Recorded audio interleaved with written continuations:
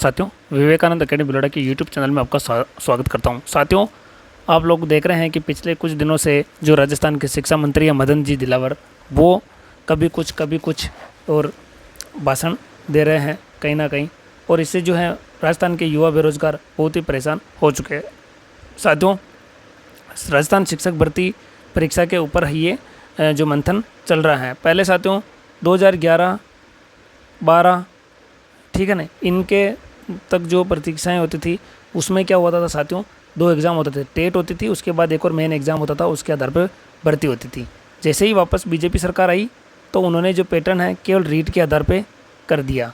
तो लेवल 1 में तो केवल रीट के आधार पे होता था, और लेवल 2 के अंदर जो साथियों क्या होता था कि इन्होंने वसुंधरा राजे ने 70-30 का रेशियो डाल दिया था। 70-30 का मतलब क्या होता है, 70 तो हो गया रीट का और 30 हो गया डिग्री का, यानी कि आपके पास जो सब्जेक्ट में जिस सब्जेक्ट में आपने पात्र हैं, जैसे बीए वगैरह है, जो भी आपका सब्जेक्ट है उसमें आपके 30% इससे जुड़ जाते थे।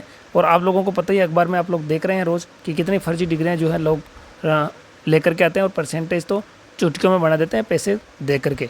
तो साथियों, ये चीज़ है, ये बीजेपी लागू कर रही है। वापस बीच में रीट 2021 इसी के आधार पर चला था, लेकिन फिर 2022 में विद्यार्थियों का जो है आंदोलन देख करके और बहुत सारे युवा नेताओं ने भी साथ दिया था इसमें, जो कि अभी बहुत सारे युवा नेता बीजेपी में भी हैं। अब देखना वो होगा कि वो लोग जो है साथ देते हैं नहीं देते हैं, लेकिन साथियों इसके अंदर जो है ना युवाओं को बहुत बड़ा नुकसान होने वाला है। और 2 एग्ज़ाम जो हैं अभी अशोक गहलोत ने लागू किया, लेकिन अब वापस से बीजेपी की सरकार आ गई है, तो अब ये वापस से वही वाला पैटर्न लागू करना चाह रहे हैं, रीट वाला। तो साथियों, अभी जो वर्तमान पैटर्न है वो एनसीटी के आधार पे है, केंद्र के आधार पर है। केंद्र में भी इस तरह सीटेट होती है, महीने साल में 2 बार परीक्षा होती है, और उसके बाद एक और एग्ज़ाम होता है, मुख्य एग्ज़ाम, जिसमें जिस KVS वालों को लेना तो वो एग्ज़ाम करवा देंगे, इस तरह से होता है। लेकिन राजस्थान में पता नहीं शिक्षा मंत्री जी जो बोल रहे हैं रीट बंद करने पर निर्णय नहीं ले, एकल परीक्षा के जरिए अध्यापक भर्ती संभव। अब एकल भर्ती आप लोग कैसे करोगे? रीट तो पात्रता परीक्षा है, और पात्रता परीक्षा में है राजस्थान जी के बहुत कम आता ही नहीं है बहुत सारी जगह। तो ये कैसे पॉसिबल हो सकता है? ठीक है, राजस्थान के युवाओं को जो है हर 2-3 साल में भर्ती आती है, लेकिन ये इन चीज़ों से सामना करना पड़ता, कभी सिलेबस का, कभी ये कभी वो। अब वापस अभी जो साथी थे 2022 में परीक्षा दी थी, उन्होंने राजस्थान जीके की पढ़ाई करी थी, लेकिन अब वापस जो है साथियों वो इस तरह से माहौल जो है बार बार बदल रहे हैं। तो ये बहुत ही गलत माहौल है साथियों। आप सभी से निवेदन है, आप लोग भी हैं इस चीज़ को समझें, और जो नए साथी हैं वो लोग जुड़ें, और हम इसके ऊपर जो है मंत्रियों को, बीजेपी के विधायकों को, और इनको हम जो है ज्ञापन भी देंगे, और जो है आने वाले समय में जो आचार संहिता हटने के बाद आगे की रणनीति हम बनाएंगे। तो आप लोग टेलीग्राम का जो ग्रुप है वो भी मैं आपको डिस्क्रिप्शन बॉक्स में डाल दूंगा, तो आप लोग वहाँ से अपना टेलीग्राम ग्रुप भी ज्वाइन कर लें। पहले इस भर्ती प्रक्रिया को पूरा समझे। बहुत सारे नौसिखिए नए लोग हैं, उनको पता नहीं है कि अभी तक जो है ये क्या पैटर्न क्या चल रहा है। वो एक एग्ज़ाम से खुश लग रहे हैं, लेकिन उनको अभी पता नहीं है। अब देखिए साथियों, मैं आप लोगों के लिए लेकर आया हूँ रीट 2022 का और रीट 2021 का स्कोर कार्ड। अब साथियों 22 का जो स्कोर कार्ड है वो आजीवन मान्य है, और रीट 2021 का जो स्कोर कार्ड है वो 3 साल तक मान्य है। यानी ये 2 नवंबर 2021 से 2 नवंबर 2024 तक तो ये 2021 वाला ही मान्य है, और इसका तो कुछ पता नहीं है। तो अब साथियों, पहले जो कट ऑफ थी वो 133 गई थी L1 में रीट 2021 में, इसके आधार पर अब सोचिए 133 यानी 130 वाले बैठे हुए हैं, 131 वाले बैठे हुए हैं, 132 वाले बैठे हुए हैं साथियों, क्योंकि इसमें रीट 2022 में बहुत सारे मुख्य परीक्षा के अंदर कम स्कोर किया होगा। फिर ऐसे ही 2022 में आप लोग देख सकते हैं किसी के 140 हैं, किसी ने 135 बनाए, किसी ने 131 बनाए, तो ये सारे हैं। तो कट ऑफ 130 से नीचे आने की तो संभावना ही नहीं है। अब रीट 2024 का जो एग्ज़ाम है, अगर वो टफ बना दिया, हार्ड बना दिया, तो फिर आप लोग क्या करोगे? क्या आप लोग 130 नंबर लेकर के आओगे? नहीं लेके आओगे ना, तो फिर उन लोगों को ये वैलिड कर दें अभी तक के पैटर्न के हिसाब से, या तो ये स्थिति क्लियर करें कि हम पहले वालों को नहीं लेंगे तो हमें कोई दिक्कत नहीं है, अगर पहले वालों को लेंगे तो हमें दिक्कत है।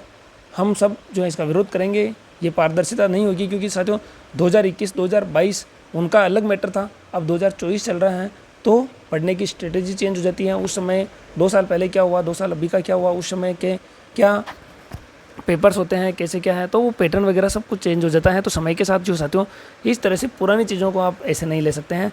2021-22 का जो स्कोर कार्ड है वो वैलिड नहीं होने देंगे साथियों, नहीं तो आप नए बच्चों का क्या होगा, जो STC BEd कर रहे हैं, हर साल लाखों अभ्यर्थी निकल रहे हैं, पास आउट हो रहे हैं, उनका क्या होगा? ठीक है ना। तो आप लोग देख सकते हैं नए बंदे क्या 130 ऊपर बना लेंगे 2024 के इसके अंदर, ठीक है ना। तो ये बहुत ही गलत पैटर्न है साथियों, क्योंकि इसमें नेगेटिव मार्किंग भी नहीं होगा साथियों। तो और मेन एग्जाम में नेगेटिव मार्किंग होता है, राजस्थान जीके भी बहुत बड़े स्तर पे आता है।